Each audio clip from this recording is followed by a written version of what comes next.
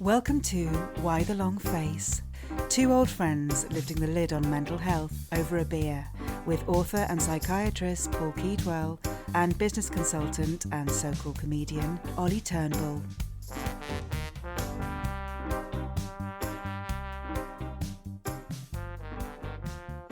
Hi, and welcome to episode 3 of Why the Long Face. Welcome. So this episode, Oliver, Yes. we've both been reading articles on this subject. It seems to be popping up everywhere about microdosing. Oh, it's on point. It's on point? It's on point. It's on point. definitely fresh. It seems to be de rigueur amongst the executives of both sides of the channel. The Atlantic. Look, I don't know about Europe, actually. Le microdose. Le microdose. Le microdose. It's le microdosing. Le microdose, oui. Et en Italia, microdose. Right, listen, doctor. Define microdosing. Right. So microdosing is taking a tiny amount of a psychedelic drug. Always psychedelic. Which is generally about 10% of the dose that you'd take to have a trip to get high. And it first applied to LSD. The average dose to get high would have been about 100 micrograms. Yeah, generally. And a microdose is 10 to 20. Oh, right. So it's not an absolute insignificant amount. With the purpose of not getting high, but enhancing your performance. Okay. Very good definition. Microdosing. Right. But like I say, it's not an invisible, infinitesimal amount. It's just significantly less than the usual dose, a tenth thereof. But critically, a sub-perceptual dose. In other words, you're not supposed to be aware that you've taken it in terms of you're not supposed to be aware of having a buzz. Got it. Or a high. All right. And about 10%. And in this context, we are talking about psychedelic drugs, by which you mean the famous... Primarily LSD. LSD. And then the main component in magic mushrooms? Psilocybin. Psilocybin, which is also being But people used would to take microdose. just powdered magic mushrooms. So that's what people are generally doing if they're microdosing on psilocybin, rather than getting hold of the pure derivative of magic mushroom. Got it. So they're probably finding that it's less, the dosing is less reliable than if they take, a bit of LSD, a tiny bit of a LSD blotter pad. Golly, it's quite cost effective then. How much is a tab these days, doctor? Well, you say it's cost effective, but these things are illegal, so it depends really on how difficult it is to obtain.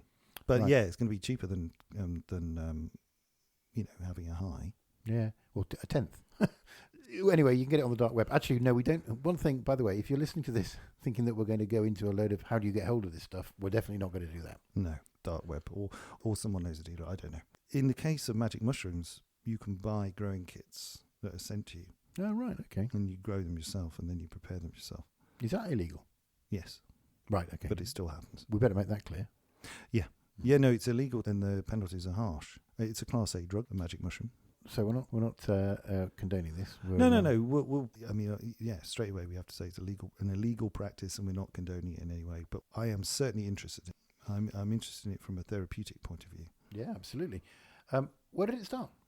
So it's widely thought to have started about 10 years ago in San Francisco. Not that long. No. Blimey. And it was, I think it got a bit zeitgeisty in 2011 with the Psychedelic Explorer's Guide, written by American psychologist and researcher James Fadiman, which introduced the term microdosing for the first time into popular culture. Cool. And it set out appropriate doses.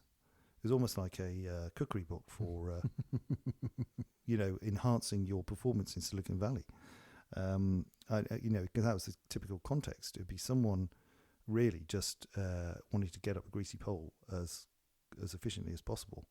So that's interesting. And managing their stress levels and anxiety levels, taking 10 micrograms of LSD every 3 days. So how much of a trip is that? A tenth of a trip once every 3 days? Yeah. Blimey, that is a tiny amount. And one thing you said, I just want to make this clear, was the original intent to enhance performance as opposed to treat productivity. Yeah. Right, rather than treat mental illness. And there were glowing first-hand reports. Yeah. in this book. Right. Productivity as in you could work longer or better or both? Improved concentration and improved stamina as well. Right. So microdosage, it sort of gives the impression tiny, but it's not invisible. There is no relation, I am assuming, but no, it's not. It's between. It's not homeopathy. No, exactly what I was going to ask. Diluted to less than one molecule. Exactly. So homeopathy is when you dilute a small amount of active ingredient many times, up to 100 times, I believe. To the point where it's like one drop of water in the ocean. Or indeed, there are probably no molecules of the active ingredient. Almost certainly no. Or you'd be very unlikely there'd be a molecule of the original active ingredient. And the way your eyebrows are makes me think that you think homeopathy might not be 100% reliable. If it works for you, go for it. It's placebo, though, completely. Right, completely 100% placebo. 100% placebo. It's water. So what? Unless you believe it has memory for the molecule that was once. Well, that's the theory, isn't it? Yeah. What I love about homeopathy is that they say, I've been seeing it on Facebook recently, they've been saying homeopathy works in conjunction with more traditional medicine. So open heart surgery plus a drop of water will help your cardiac problem. Well, no, it's not. It's not saying that. It's saying open heart surgery plus a drop of water on your tongue will be just as effective as open heart surgery. I'm surprised. I should imagine it's more effective than just open heart, because if you took any placebo, it'd probably help. Yeah, no, that's true. Actually, so you know me. I like the science. You like the science. What is the science that you found behind placebo effect of microdosing hallucinogens? The anecdotal evidence is definitely stronger than the scientific evidence. Okay. And that pretty much covers all claims for LSD and psilocybin insofar as they help with reducing negative emotions, helping with addictions of various sorts, helping with anxiety in terminally ill cancer patients.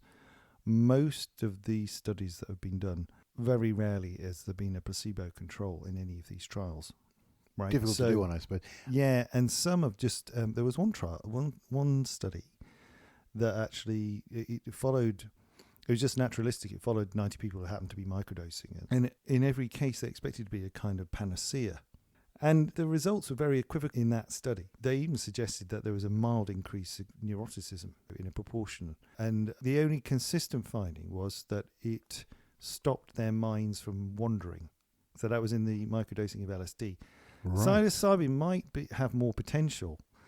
There was a placebo-controlled study which showed that it did separate from placebo, but only in 11 cancer patients.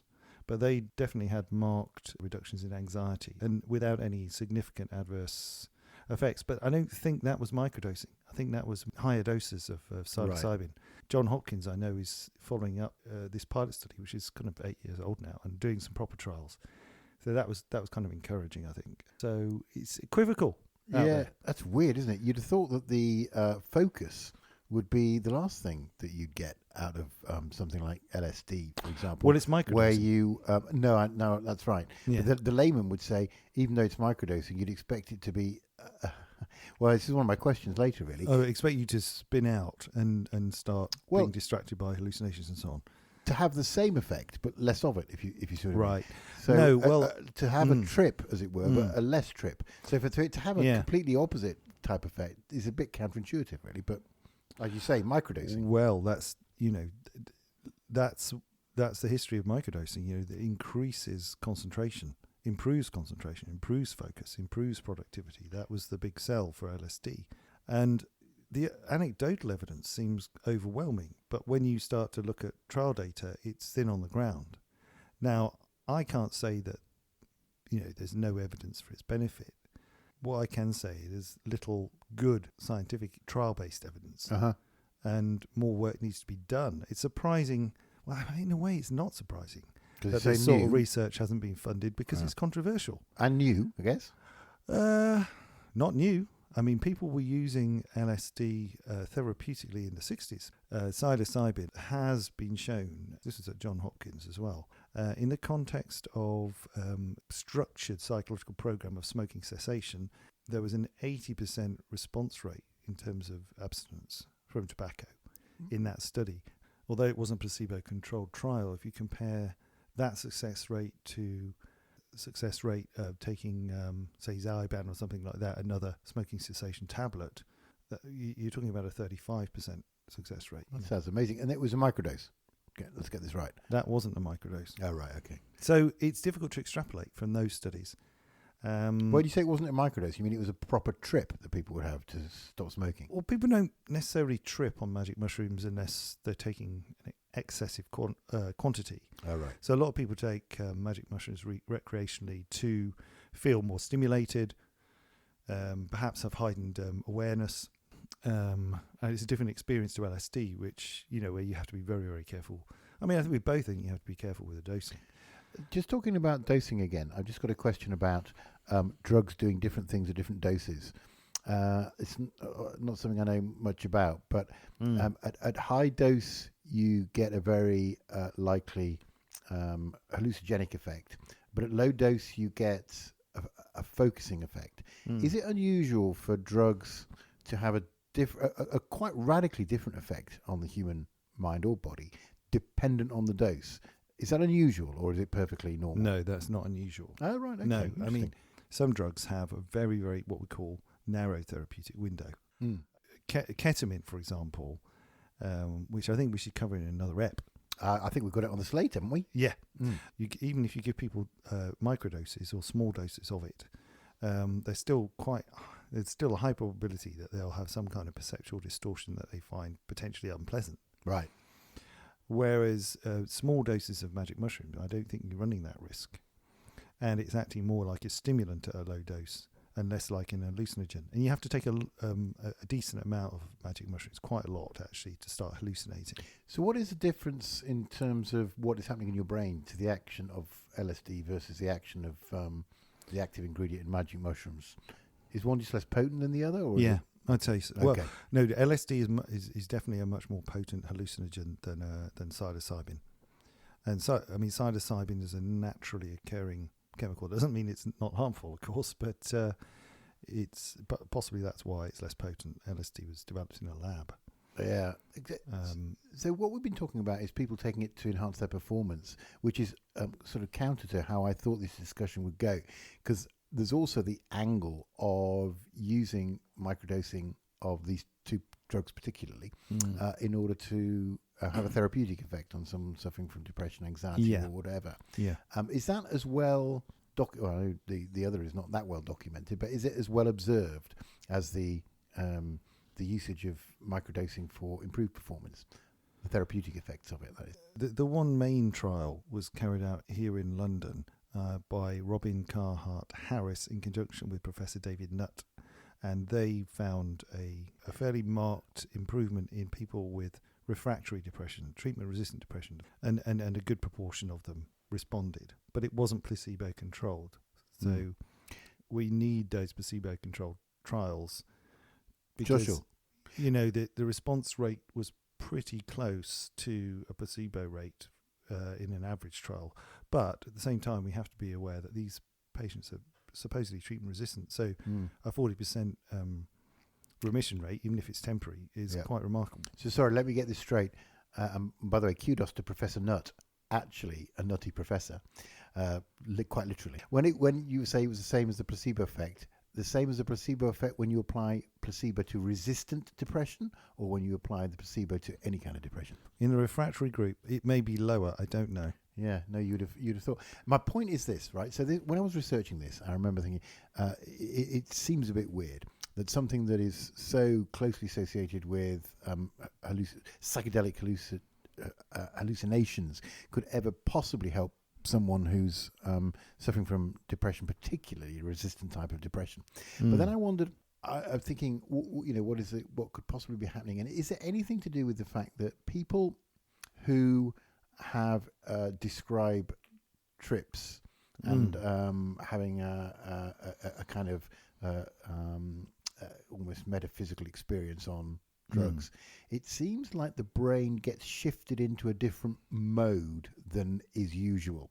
So people say they can see the color of music, or they can taste music or something. It's not as if synesthesia.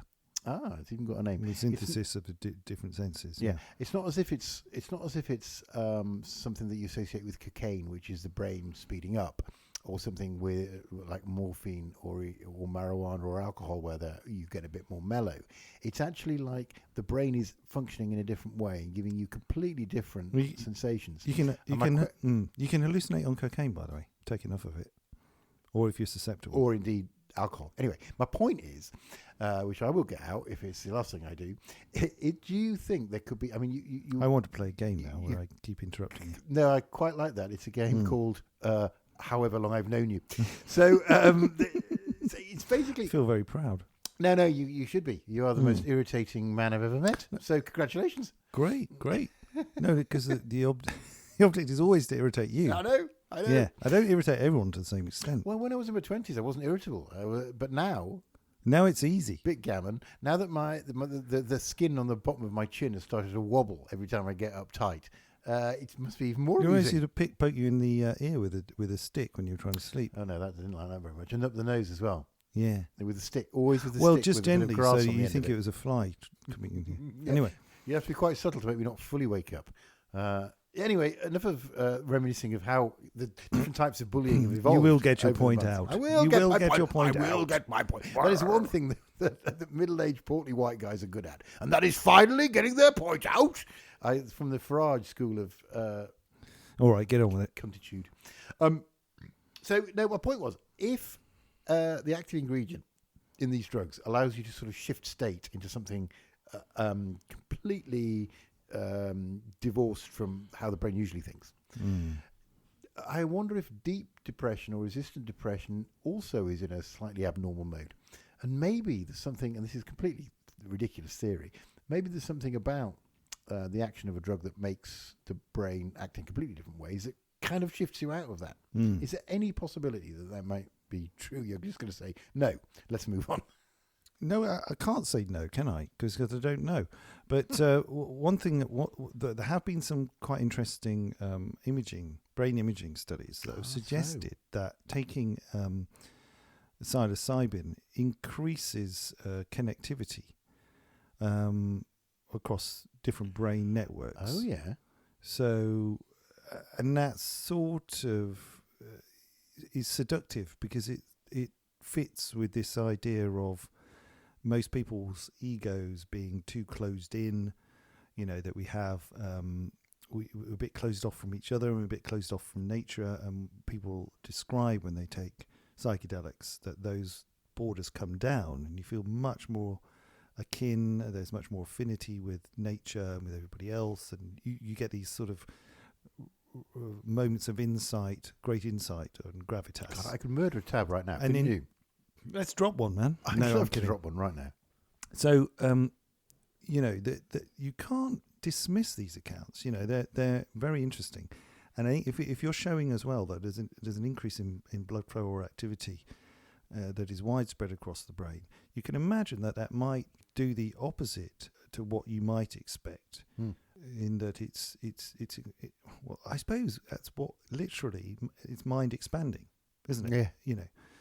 I'm gasping for a tab. So the same. So you're probably, you're reinforcing some unhelpful networks in depression, almost certainly, and exhausting some of the systems that normally combat anxiety and stress. And maybe this rejuvenates them by rebooting the brain in ways we don't fully understand, but creates some positive connections, positive new connections that are helpful. Yeah, it would be fascinating to see that. So a rebalancing, if you like. It's a very seductive idea, but we're still a long way off from having some good placebo-controlled evidence for these psychedelics. Ketamine is a different story. It's moved on a bit faster, and we'll come to that again. I mean, ketamine actually arguably is a psychedelic as well. We're going to squeeze out a whole ep on ketamine after this. Oh, there's loads on ketamine. Really? Oh, yeah. I fancy a bit of that now. And a bit of a history of ketamine as well. It's interesting. Yeah, okay. No, yeah, I'll take your word for it. Tell a good story, but anyway, we're still on this episode, man. Oh, yeah, that's a good point, yeah. I'm sort of, I think I might have dropped something. Any other questions in your large canon of difficult questions? Well, I've got a yeah, well, I mean, a couple of things. One is, it seems like from the outside, you could say microdosing on a very, very strong hallucinogen can possibly cure depression, anxiety, other mental illnesses. It sounds a bit like... Or even a slightly larger dose of psilocybin, which is less potent. Yeah, it sounds a bit sort of random, really. But then so does some effects of antidepressants, because as you said before, we don't really understand at the very bottom level how any antidepressant works from the tricyclics. Not without opening your someone's brain up and having a look, which we can't do that. Very bad news. What we can do is infer... Very bad results. What we can do is infer which receptors they bind to from animal studies, where you can be a bit more invasive in your research methods. Or we can infer it from post-mortem studies. We say which bits of the brain appeared to be, more active and which not. Or we can do some neuroimaging studies, but these are quite clumsy macro investigations. They're not detailed. They're not at the neurotransmitter level. But my point was in favour of microdosing, really, in that although we don't know exactly why, because we know how antibiotics work, but we don't really know how SSRIs work. So what's so bad about experimenting, in quotes, with a drug that has a bad rep and is illegal, if we think that there's a chance for good outcome for the patient? Absolutely. I think that the message should be not to just go out and start microdosing, because this could be absolutely a placebo response. At this stage, I'd say, by all means, sign up to the trials that are going on. There are many trials going on, actually, at the Centre of Affective Disorders in London, but also the Johns Hopkins. They're particularly strong on it, but all across America as well. There are programs, and these are happening in controlled conditions. So there's a reduced risk of you having an adverse reaction and so on and so forth, and not having any support. Professor Nutt would say that taking a psychedelic is going to be less harmful than drinking heavily or smoking cannabis. You sold me. I am going out now. We're quite close to Brixton. I am going out and getting myself a fistful of trips. No, you're not. Okay, you're too square. I'm a bit square, but you'd be rubbish at approaching a drug dealer. Oh, I tried it once when I was a student. Absolutely terrible. No. I think I started with "excuse me." You know what I mean? I'm so polite. Excuse me. Do you have any hashish? Yeah, like you're going to the corner shop. Well, almost like you're approaching one of your father's friends. Excuse me, sir. Do you have any?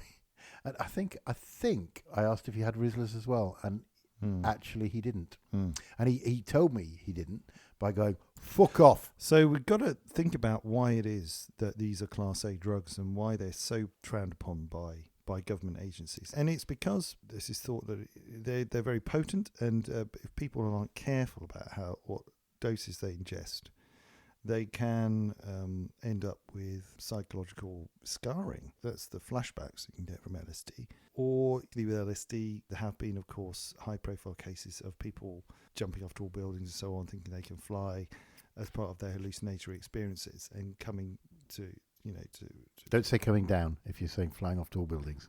Coming to a sticky end, I can say.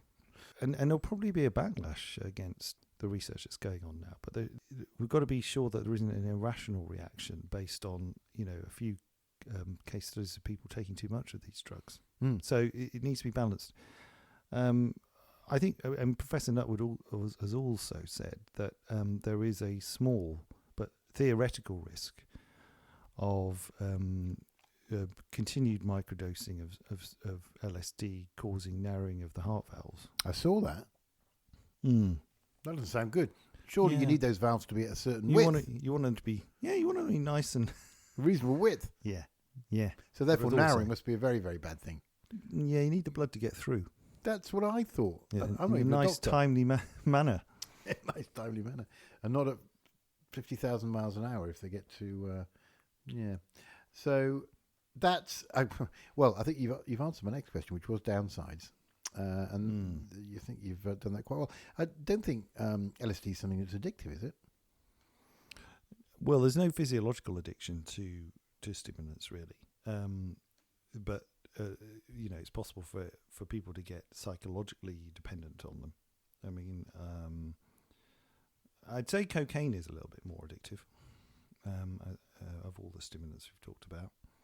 But I don't think that. Yeah, I don't think the dependence risk is that high, provided you're not an individual who is very prone to addictive behaviour. There is certainly a risk that you might feel that you need to take these drugs just to get by, just to function. That's right, just to keep a level. If you decided that if you convinced yourself as a doctor that this was a legitimate treatment, two questions. One, which would you start with? Would you start at the active ingredient in magic mushrooms, which I'm trying to psilocybin, or LSD? They're the shrooms or the tab. That's my first question. Which would you start with? And the second one is, would you use these in conjunction with a more, let's call it, traditional drug, or do you see this as being potentially a treatment all by itself? Well, often these are add-ons to, certainly in people with treatment-resistant depression, those small trials that have been done, they've generally been in addition to their treatment as usual.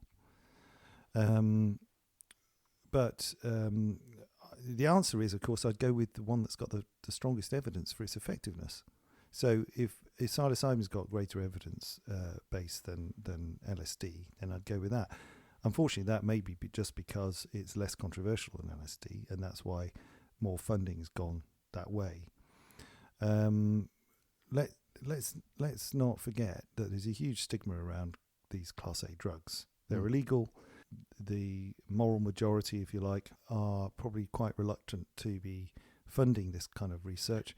But thank goodness for Tim Ferriss, who's been campaigning. Yeah, well done, Ferriss. to get millions donated to John Hopkins to do more and more research on psychedelics. And a lot of this research is multinational, multi-center. So we're going to get some data. We're going to get some big data soon. Yeah, it's like the treatment of its use of cannabis oil in epilepsy, childhood epilepsy, etc. The moral majority, minority, Middle England buffers who go, well, cannabis legal. Cannabis is a drug. It's like heroin, and you go, it's very much like heroin, which is diamorphine, which is the thing that helped your mother have a dignified end. It's the same drug. It's this idea of narcotic drugs versus medical drugs and people's ignorance. Moral panic. I mean, basically, if you go to a hospice and you're dying of an agonizing cancer, you die as a heroin addict. Yes, that's true. Yeah. Well, not necessarily an addict, but you would be. I suppose that's actually true. Yeah.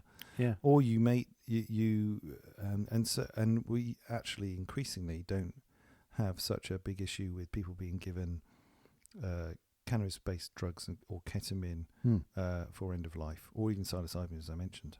Yeah, and quite right too. I mean, the only reason that drugs are known as narcotic drugs is that people have been able to get pleasure out of them when there's nothing wrong with them. But it's important to make a qualification, though, on this, in that it's always dangerous to say, a psychological problem can be solved purely by taking a drug. So, so a good example is the smoking cessation trial that I mentioned.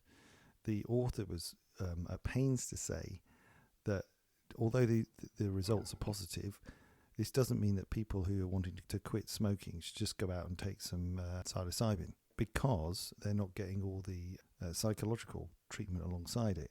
Fair. And Very fair. What seemed to happen, he was arguing, was that the mind-expanding nature of the experience helped boost your motivation such that you would engage with the psychological work more. In other words, there was a synergy between the drug and the psychological input. Yeah, I mean, I think you could probably argue that is the same. Sorry to interrupt you, but I was going to say that the real potential for these drugs is probably in its interaction with psychotherapy for all sorts of conditions, including one sort of program of research that I looked at, which has not concluded its results yet, but looking at war veterans with PTSD. Oh, yeah. So doing that kind of exposure work that you need to do with PTSD sufferers, but in conjunction with taking a psychedelic. Yeah, there's a massive difference, isn't there, between the treatment of psychological issues, mental illness, and there is in physical. I mean, my point about dimorphine being heroin is it's a little bit more. It's a bit easier because it's a physical thing. It's using it for pain relief. Yeah. And probably its use as a pain relief before it became used as a recreational drug as well, which always helps. It's just slightly hypocritical for people to poo-poo the use of something like cannabis oil, or indeed maybe LSD if it works, when it has the potential to have so much to relieve so much suffering. Yeah, and it's probably less dangerous than alcohol. And that's the other thing. I mean, and also you can overdose on headache pills, and you can also become addicted to prescription things that you painkillers. can get over the counter. Yeah. It's funny people's perception. You get it in Boots, it's okay. You get it from shady people with long coats, it's obviously not okay. But actually, it's just chemicals which have an effect on your brain and the body. Well, of course, if something is manufactured and provided by a government-rated pharmaceutical company, it has very different connotations from a drug that's obtained from a dealer. Yeah, right. Exactly. If John Hopkins are prescribing you psychedelics, then they have got those from a legitimate source. Do you love John Hopkins? They produce those drugs themselves. Do you love John Hopkins and Professor Nutt? I'm emotionally neutral, actually. But I admire him. I admire them. I admire them. I admire them. Any other questions for Nope. me, Oliver Turnbull? I'm done, Paul Keedwell. I am. I've learnt a lot, as ever, about microdosing. I've learnt that microdosing is not the most infinitesimal amount of a drug, but it's significantly less than is commonly used. I've learnt that drugs have different effects at different doses. And I've learned that there are some, but not enough, studies which show that there is an effect both in terms of performance and potentially staving off / helping with the more resistant end of the depressive scale, which is actually quite exciting. And I've also rekindled my thinking in terms of a drug is a drug. But also doesn't make it any or less legitimate. Yeah, we mentioned depression, but also just to say that they do have therapeutic potential, it seems, in anxiety disorders and addictions and end-of-life care as well. Wow. Yeah. All right. Bring that. I think we're done. And we'll see you next time. Please do tune in. Go to our website. Yeah. Please do email us at hi@ytlf.com. Yeah. Website is ytlf.com. We're on Facebook. Please do rate us on the podcasting apps. As long as it's 5 stars. Anything less than 5 stars, just don't bother. 5 stars only. No, we're kidding. We like to hear what you think, positive and I'm negative. not kidding. I'll find you. 4-star review, I'll find you and I will kill you. I have a unique set of skills. Okay, see you next time. Thanks. Bye for now. Bye.